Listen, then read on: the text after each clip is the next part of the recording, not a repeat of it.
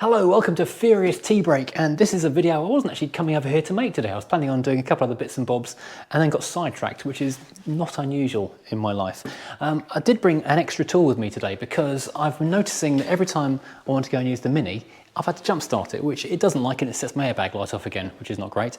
And the Alpha, as you probably know, the battery is stone dead for some reason. So I brought with me my full-on battery tester to go and double check them. So I'll just have a quick look and see if those are dead or if it's a different problem, alternator or something. But join me again in a moment. Every time I've had this car back out of sawn, I've had to jump start it. It's been on charge a lot. It's been on charge for, I think, 4 days now, and that says full.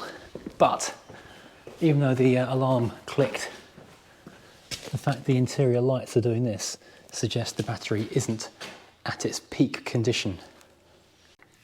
The big voltmeter battery tester thing suggests it's not that good. Hang on, battery test, 10.24 volts, regular flooded,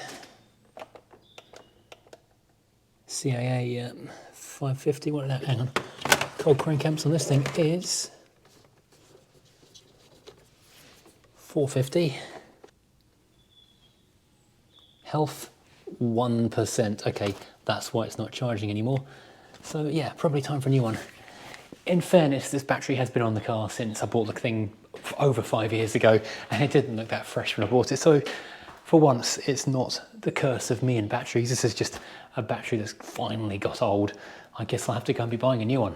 Meanwhile, while I've got this tool over here, let's have a look at the Alpha, because that battery is less than 1 summer old, and this will not crank the car at all. And it keeps showing us full even though it's doing nothing. So I might have to do a warranty on this one because that one really should be working. Okay, this is a fancy new UASA, which I only bought back in the summertime off of eBay, which is flickering at 8.2 volts. Wow, that's not clever. Battery test, regular flooded, CCA. I think the CA on this one is 640. That's a powerful battery, well, it should be. Testing, 0% health, 0 charge, 7.86 volts. So this is another one that I don't know why this was broken, because this one is a virtually new battery. I did what a lot of people suggested. Whoa, blimey. I'm trying to keep this thing isolated so it doesn't harm the alarm.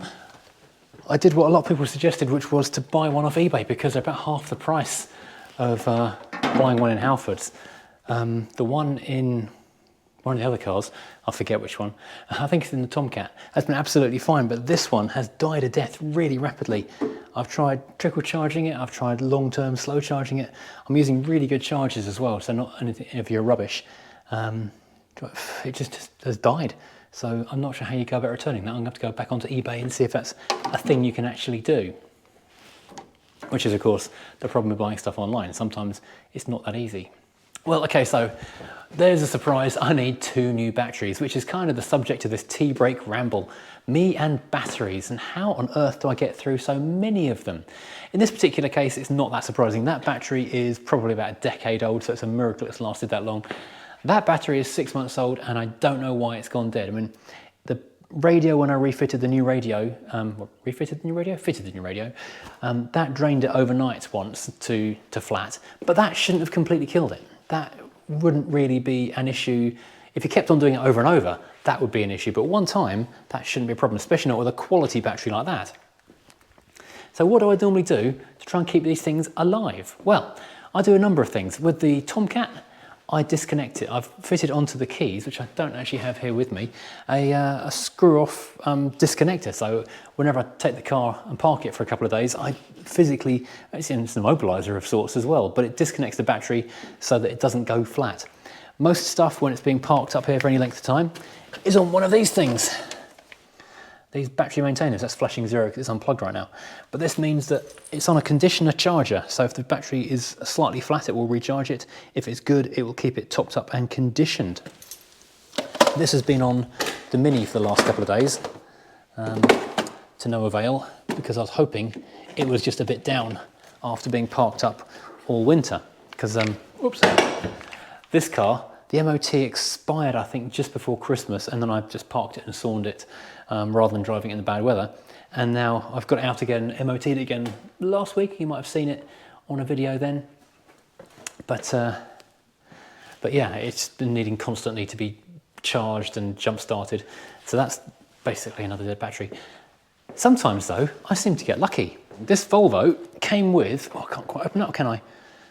A genuine Volvo battery in it, which still cranks it every time with ease. That's an amazing thing that someone spent a lot of money on, and that works so well. That is also, that's currently showing us full because it's full. This one is another lucky one. Lion brand batteries are not what you might call the highest of quality, but I bought this on a car. I think I was planning on flipping the Mercedes and just trying to get it going and then get rid. I bought the cheapest battery I could, which is Lion. That has done absolutely fine on the Mercedes for the last 2 or 3 years, and it's now been stolen and stuck on the VI, which it cranked it a few times on that, and it's now in here, and it seems absolutely brilliant, which is just bizarre. So sometimes I get lucky, but it just seems I'm cursed with forever having flat batteries and stuff, which is massively frustrating. I think it's my second highest motoring expense after fuel is batteries. So if Varta or Yuasa or someone want to kind of sponsor me for batteries, that'd be fantastic. What I have been doing was buying the Halford's 4-year warranty batteries, because then if they die within that time, you can go and take them back and get a replacement. But people kept saying to me, oh no, don't do that. They're rubbish batteries in the first place. You're lucky if you get 4 years out and then you're constantly changing them. So I did buy the Yuasa, and then this happened on a car that was first of all in regular use and then on regular maintenance charging. So I can't win. I literally can't win.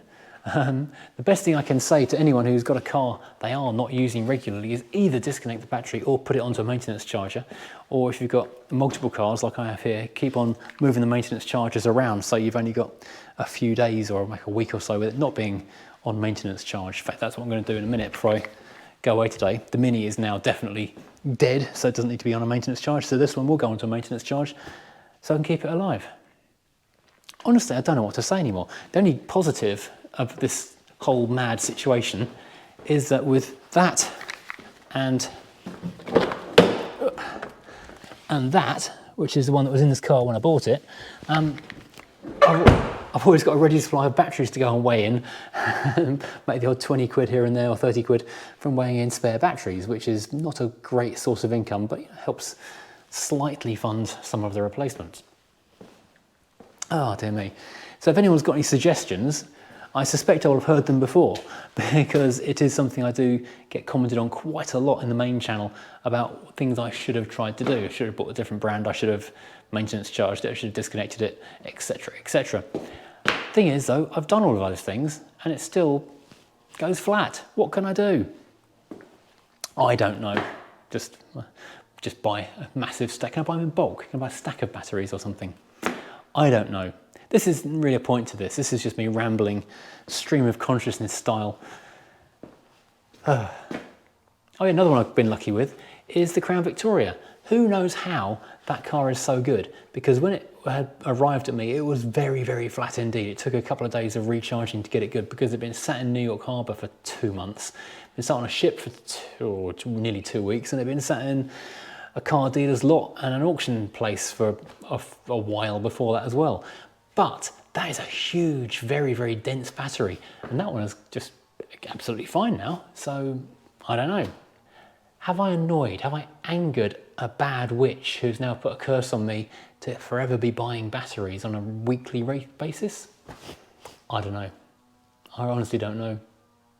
Anyway, this is a short rant about batteries. There's no point to it. I hope you enjoyed.